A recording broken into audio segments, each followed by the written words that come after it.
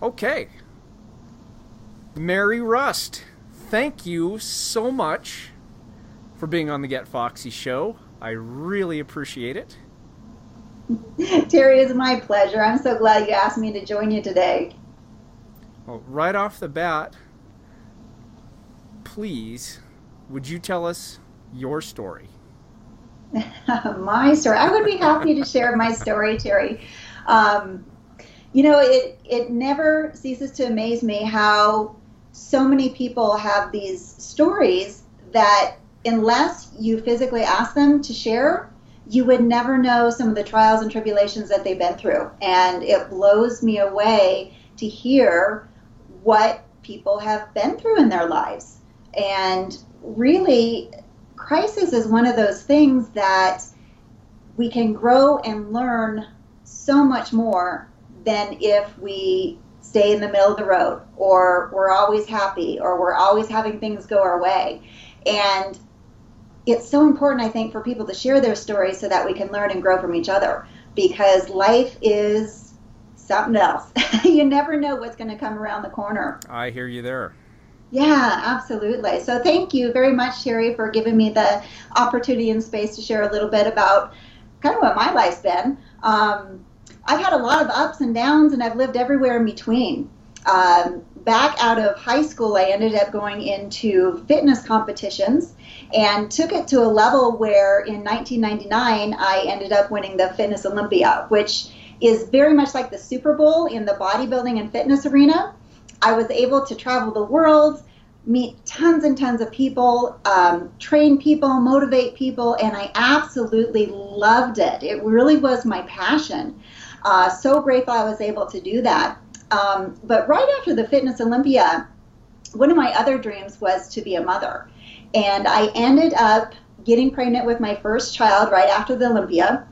And this was right when I just had a contract with GNC, which I was super excited about. And what happened is, once I found out about my pregnancy, I wanted to do a whole fitness post or pre-pregnancy, through the pregnancy. I thought women would love it, but unfortunately, the head honchos at GNC thought this isn't what we wanted. We wanted somebody who looks good in bikinis, and I was fired on the spot. And so from working so hard to get to a certain level and then having it all taken away, it was pretty tough. I did want to stay in that mental mindset of, hey, you know what? It's okay. I'm going to move on. I'm going to have this beautiful family. And so I did. I moved on.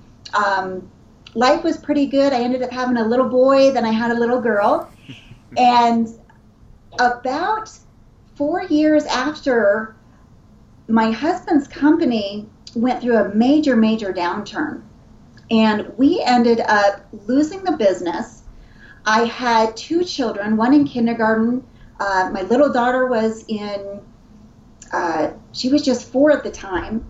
And we lost everything. It was such a devastating transition for us. We ended up having to leave our home, lost the business, and moved to a small little town in the northeast corner of Wyoming, Gillette, Wyoming.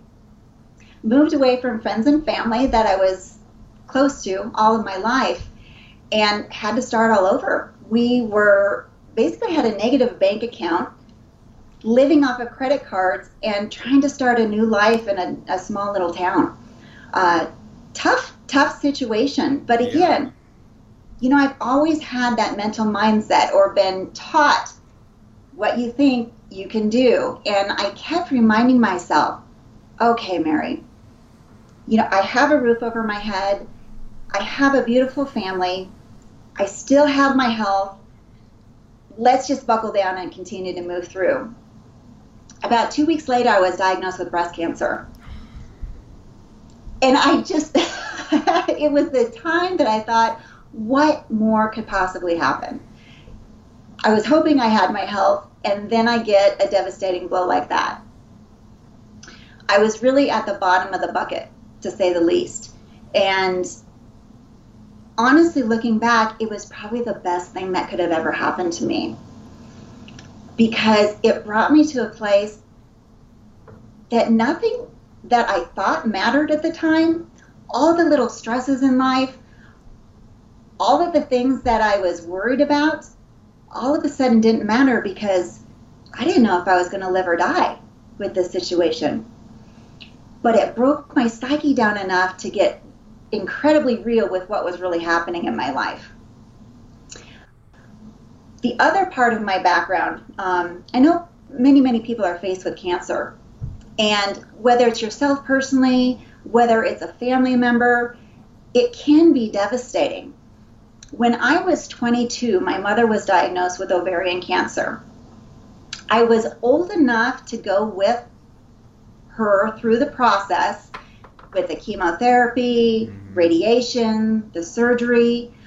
I saw this beautiful, vibrant woman go from healthy and strong to depleted. The treatments were incredibly devastating on her body. It was so hard to watch because my mother and I were very close. And she was given about a year to live. With her will and her drive, she ended up living 4 years, which was amazing in itself. But about 2 weeks before her passing, we had some special time together, and she said, "Mary, this isn't the way to cure cancer. There has to be another way." And I remember hearing those words, and I'm like, "Oh, Mom, I wish there was a better way. I wish there was a way and you could have found it," because she was literally my best friend. But it's those words that I remembered the day I was diagnosed. "Mary, there has to be another way." And because the gift that my mother gave me that day to search and seek an alternative route, I was able to find another way to heal. And I did. It was a tough choice. The doctors were all telling me, "Mary, you've got to do these treatments. If you don't do these treatments, you're going to die. You won't be alive in 5 years if you don't do them." My head was wrapped around that. My heart and my mother was saying, "There's got to be another way. There's got to be another way." And I've always said the miracle with my healing was not that my body healed, because our bodies are beautifully designed to heal. That's how we are hardwired. The miracle was that I was able to choose a different way, because I know what it's like to sit in the doctor's office and say, "You're going to die if you don't do treatments." It's very scary. But there was something inside. My intuition was calling and said, "Mary, find another way." And so it led me on an amazing journey down really a deep internal self-discovery path, not only for my body, but my mind, my spirit, and my soul. And I was able to do the inner work that it takes to tap into the body's innate healing capacity. I never would have discovered this unless my mother would have said, "Mary, there's got to be a better way." And so the blessings that I discovered, my passion now is to share all of the tips and tools that we can really use to dive deep into our internal innate healing ability to treat and to support our body, mind, spirit, and soul as an integrative process. That's where we find the miracles of healing. And it's absolutely an incredible journey. It is a road less traveled, without a doubt. But if you're willing, if you are called, if you feel in your heart that there's got to be a better way to heal, whether it's a physical ailment, whether it's an emotional ailment, whether it's a spiritual ailment, everybody has the unique ability to tap into this innate healing capacity. And so that's my journey. This is now what I get to share with people on a daily basis for those who are called. Wow. That is really an amazing story, Mary. I look at you, for my listeners, I do record this show through video, and looking at Mary, she is an absolutely beautiful looking young woman. But as you said, it all comes internally. Your internal beauty is what exudes to the outside. And doing that internal work is what brought you to that place, correct? Without a doubt. And as I was telling you before, Terry, we have been programmed and we live in a world that we're trying to find either our happiness, our joy, our health, our wellness, all through external sources. And through what I've been through, my experience has taught me something completely different. All health and healing starts and stays within, without a doubt. All joy, peace, love, compassion, understanding, it all starts within. And yet from the time we are little children, we're always taught it's those external things, whether it's we go to the doctor to get, different prescriptions or drugs or get their advice to solve a certain problem or fix a certain problem that you might have. Again, it's kind of an external source. Not that we don't use tools that are external tools to help us grow or heal or recover. Not trying to say that, but the beginning, where it starts, is all an internal process. Even for happiness and joy, so many people are looking out to their next car or their next home or the next cute outfit or the next best pair of shoes that they might wear. And unfortunately, while yes, there is some temporary satisfaction with that, it is temporary. The joy, peace, healing that I'm talking about is an internal joy, comes from the inside out, not the outside in. So if you're looking for that inner beauty, inner peace that is permanent, that's where we need to start. It starts from the inside out, not the outside in. So absolutely true, Terry. Perfect way to present that. Well, thank you. You're welcome. You're welcome. You're welcome. And I know women, especially women, we have these magazines that we're constantly opening. And yes, the models look gorgeous. They're photoshopped. Yeah. A photo cannot capture the inner beauty that lies within. And so for women, and even for me as a little girl, one of the things I'll share with you is I struggled with anorexia and bulimia when I was little as well. I didn't know that. No, we probably haven't shared that. But, back when I was growing up, Twiggy was in. And so the pressure to be thin was very, very real. So the thinner you were, the more worthy you were, the more accepted you were, the more, boyfriends, or the more people looked up to you and said, oh, that's the picture of beauty. And unfortunately, it created programs within my mind that I ended up turning into something that was really quite damaging. Yet for me, it was very, very real. When I looked in the mirror, though I looked very normal. In fact, I had a very healthy physique. I was in gymnastics and whatnot. But my mind had these programs that I wasn't enough. It wasn't enough. And so ended up into very dysfunctional, disruptive patterns. And my heart goes out to women, because even if it's not a struggle personally with anorexia, bulimia, there still can be that struggle that the self-love is not there, or the I'm not worthy enough is there. Yes. And yes, and my heart goes out to you, because women are beautiful, whether you know it or not. And the key is to dig within and find that beauty that's there, because it is there and it's waiting for you to discover it and honor it and love yourself for who and what you are, because you are beautiful without a doubt. No matter what makeup you put on, no matter what shoes you wear, there is a special essence within every single individual that is really calling to be loved. And so this is where I start with many of the people that I work with. Many of the women that I work with that are trying to lose weight, or they're trying to fit into their skinny jeans, or whatever it might be, typically what's happening is it's not what they're eating, but it's what's eating them that is the bigger issue. And so any type of program that I'm working with women and men, we look at the inner struggle or the inner conflict that might be in there.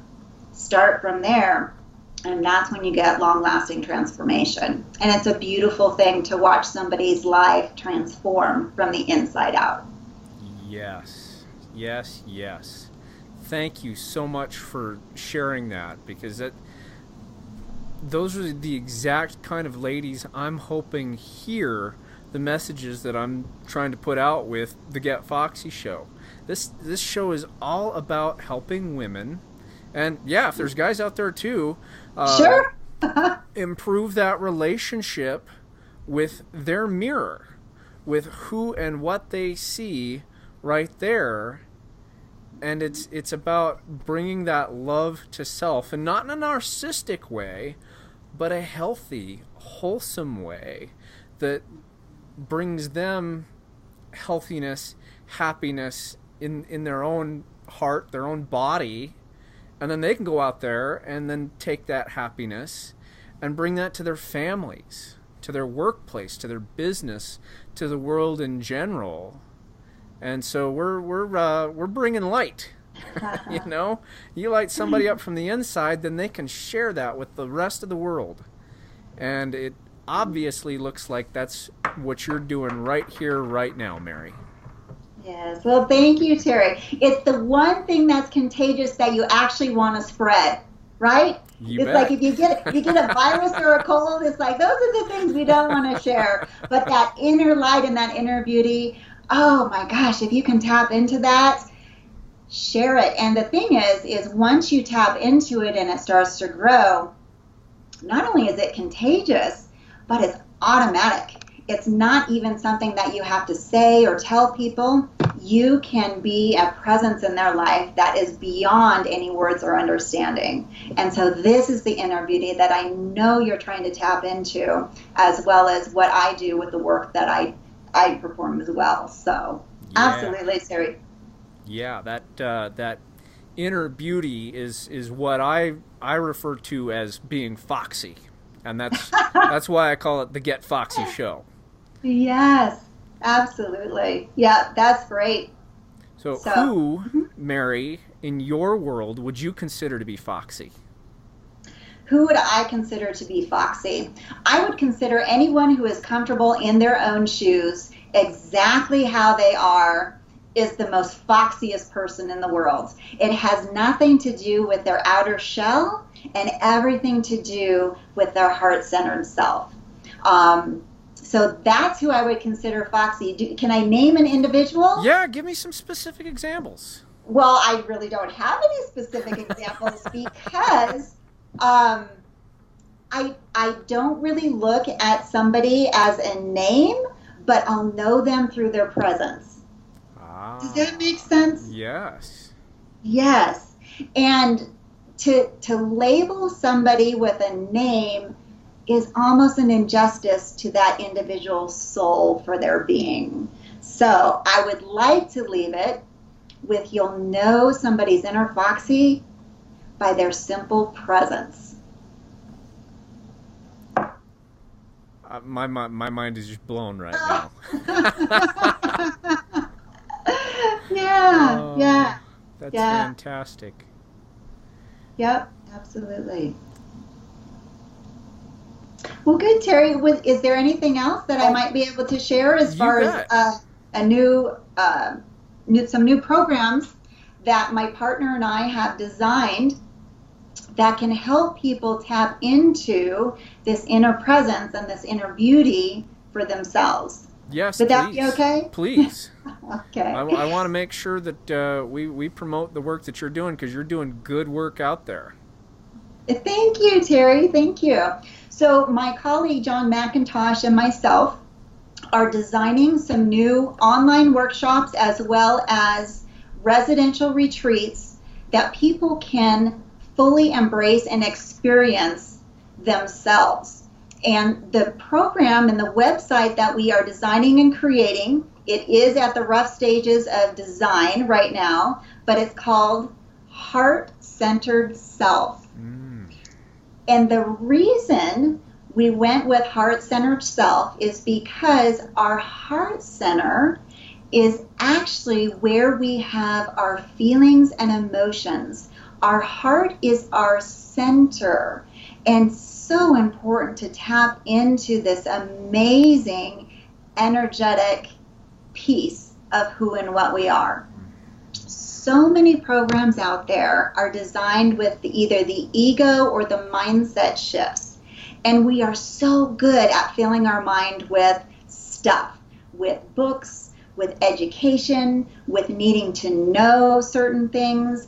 All of our scientific studies and experience are all set to build our minds, which is great in some regard, but we've almost done it to the expense of losing our heart centers, losing the feelings. We've become thinking beings instead of feeling beings. And we're at a very important stage in life right now that it's important to integrate our minds and heart. Yeah. And some people have very much even lost touch of being able to get within the heart center and feel intuition and follow its guidance. It's very much our minds that are thinking. And so many times our minds are thinking either of past events or we're projecting ourselves into the future. And the reality is the only thing that exists is now. And so to tap into the now, we have to get into our feelings, our heart. And so we are designing programs to help people tap back into who and what they really are, to get back into the self-love. The 4 attributes of our heart center, which we're focusing on, is unconditional love, innate healing presence, harmony, and true compassion. And true compassion has no judgment. So if you could imagine a world that lived with those 4 attributes of compassion, healing presence, innate harmony, and unconditional love, no judgment, imagine the world that we could live in. And it's simply a change or a state of being, of shifting our consciousness from all this head into our heart and integrating it all. If we could do that, we could change the world one by one. Would you agree? Oh yeah, that's big stuff. Big stuff. That's it's funny that we're having this interview at this time and you bring this sort of work up.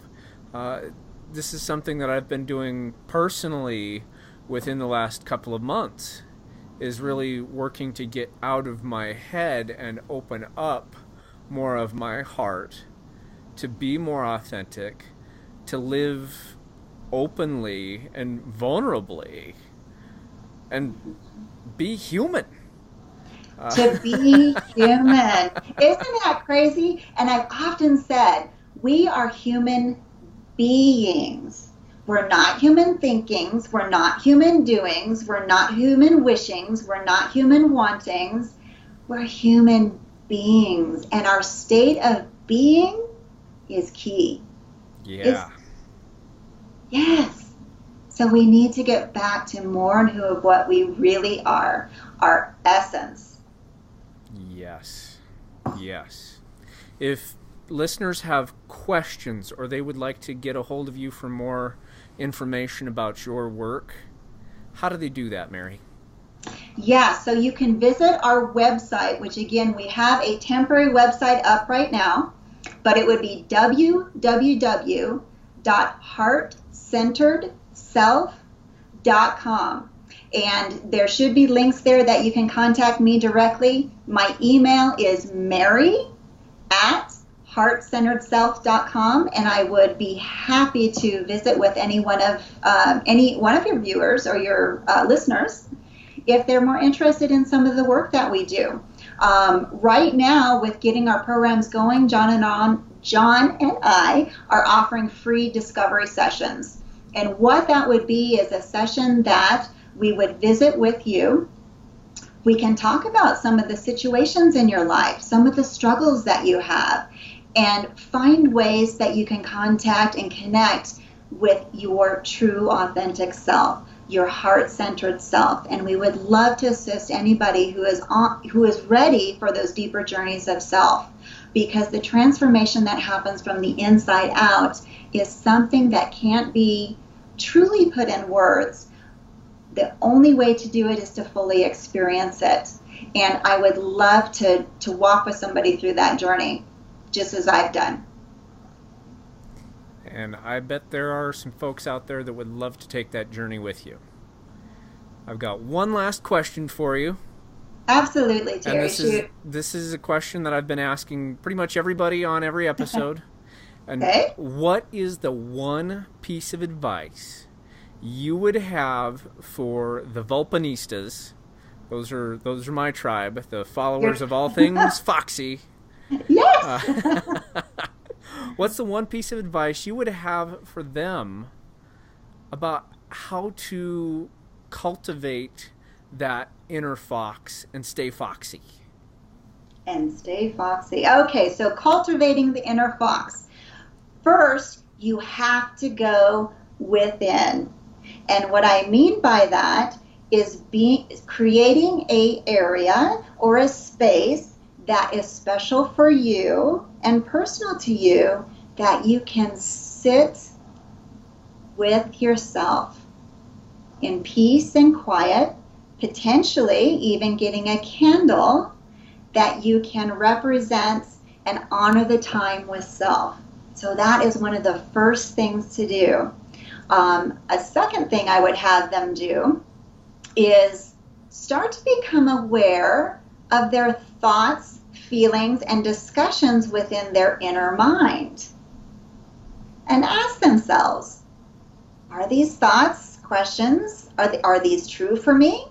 A lot of time there's so much chatter in the mind that they're not able to connect with who they really are. But yet their mind starts leading them in directions that aren't their authentic self. So in order to shift some of those mindsets, you have to have awareness. Another part of awareness is being sensitive to your feelings. Your feelings are guidance from your soul. This is your authentic you. Sometimes we like to avoid feelings. We like to repress them. We like to stuff them. Feel your feelings. They will guide you on the inner journey to self. They will help you discover more and what of who you are. The more you know who you are, the foxier you're going to be. Amen to that. Amen. Yep, absolutely. And then live from that space. Live from the heart center. Try to get out of those mindsets, those past programs that aren't working for you anymore, and start to bring it down into the heart center. Wonderful. Mary, thank you so much for spending the time with us today. You're so been welcome. An absolute pleasure. You're very welcome, Terry. Thank you for the pleasure of being here today. I thoroughly enjoyed it. Yes. Much love to all those foxy ladies out there. I love it. Excellent. All right. Well, I can end the recording here.